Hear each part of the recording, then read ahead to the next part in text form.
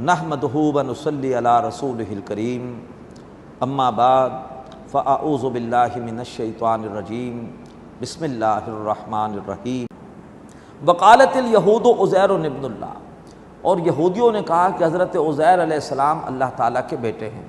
حضرت عزیر یہودیوں کے بہت بڑے محسن تھے۔ جب بخت نصر کے ہاتھوں یہودیوں پر تباہی آئی تو اس کے بعد جب ایران کے بادشاہ کیا خورس یا سائرس یا قرآن مجید کی اصطلاح میں ذوالقرنین کے ذریعے سے جب یہودی آزاد ہوئے ہیں کلدانیوں کی قید سے اور دوبارہ بیت المقدس آئے ہیں، تو اس وقت حضرت عزیر ہی تھے کہ جنہوں نے پھر سے یہودیوں میں تبلیغ کر کے ایمان کی اصلاح کی تحریک برپا کر کے ان کو پھر سے یوں سمجھیے کہ ایک زندہ قوم بنا دیا۔ تورات کو یادداشت کی بنیاد پر دوبارہ جمع کیا، اور اس کے بعد جتنے بھی کلدانیوں کے ساتھ رہنے کی وجہ سے مشرکانہ عقائد یہودیوں میں آ گئے تھے ان کی اصلاح کی، اور اس کے بعد ان میں ایمان کی ایک روح پھونک کر ان میں جذبہ جہاد پیدا کیا، اور وہ قوم دوبارہ سے پھر عروج کی طرف جو ہے وہ گامزن ہوئی۔ تو یہودی بہت بڑا ریفارمر سمجھتے تھے حضرت عزیر کو، اور بعض یہودیوں نے حضرت عزیر علیہ السلام کو اللہ کا بیٹا قرار دے دیا۔ سب نے نہیں کہا، لیکن بعض یہودیوں کے بعض گروہ ایسے تھے جو ان کو اللہ کا بیٹا قرار دیتے تھے۔ اللہ تعالیٰ نے اسی کی یہاں پر جو ہے وہ مذمت کی ہے کہ وقالت الیہود عزیر ابن اللہ، یہود نے کہا کہ عزیر اللہ کے بیٹے ہیں۔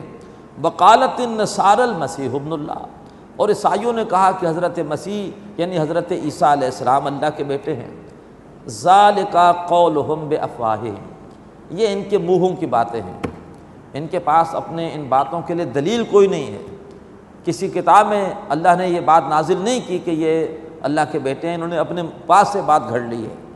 یضاہئون قول الذین کفروا من قبل، اور یہ اصل میں نقل کر رہے ہیں، ریز کر رہے ہیں ایک ایسے لوگوں، ایک ایسی قوم کی کہ جنہوں نے اس سے پہلے کفر کیا ہے۔ اشارہ ہے وہی اس سے پہلے بھی آ چکا سورۃ المائدہ میں کہ ایک تثلیث یونانی فلسفیانہ مذاہب میں بھی تھی کہ تین چیزیں شروع سے قدیم ہیں۔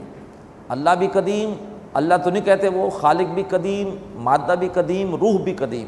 خالق نے مادے کی مختلف شکلیں بنائیں، ان میں روح ڈال کے اور طرح طرح کی مخلوقات بنا دیں، تو یہ بھی تثلیث ہے ایک گمراہ کن عقیدہ۔ ایسی تثلیث عیسائیوں نے بھی اختیار کر لی، اور انہوں نے بھی بنا لیے تین ہی معبود، لیکن یہ کہ صرف معبود ہے مختلف۔ فرمایا یہ ریس کرنے لگے ہیں، نقل کرنے لگے ہیں ایسے لوگوں کی قول کی جنہوں نے ان سے پہلے کفر کیا تھا۔ قاتلہم اللہ، اللہ انہیں ہلاک کرے۔ انا یوفکون، یہ کہاں سے پھرائے جاتے ہیں؟ توحید سے جو ہے وہ کہاں ان کو کوئی لے جا رہا ہے؟ توحید سے یہ کتنے دور لے جائے جا رہے ہیں۔ اتخذوا احبارہم ورہبانہم اربابا من دون اللہ، انہوں نے اپنے عالموں کو اور اپنے صوفیاء کو اللہ کو چھوڑ کے رب بنا لیا، والمسیح ابن مریم، اور مسیح علیہ السلام کو جو مریم کے بیٹے ہیں۔ حضرت عدی بن حاتم مسلمان ہوئے، اس سے پہلے عیسائی تھے۔ انہوں نے اللہ کے رسول صلی اللہ علیہ وآلہ وسلم سے اس آیت کے حوالے سے ایک سوال پوچھا کہ ہم نے تو کبھی بھی اپنے علماء اور صوفیاء کو رب نہیں مانا، قرآن کہہ رہا ہے کہ انہوں نے اپنے علماء اور صوفیاء کو رب مان لیا۔ اس پر اللہ کے رسول نے ان سے پوچھا کہ جس چیز کو تمہارے علماء اور تمہارے راہب کہتے تھے حلال ہے، اسے حلال مانتے تھے؟ کہا جی مانتے ہیں۔ جس کو وہ حرام کہتے اس کو حرام مانتے ہو؟ ہاں جی مانتے ہیں۔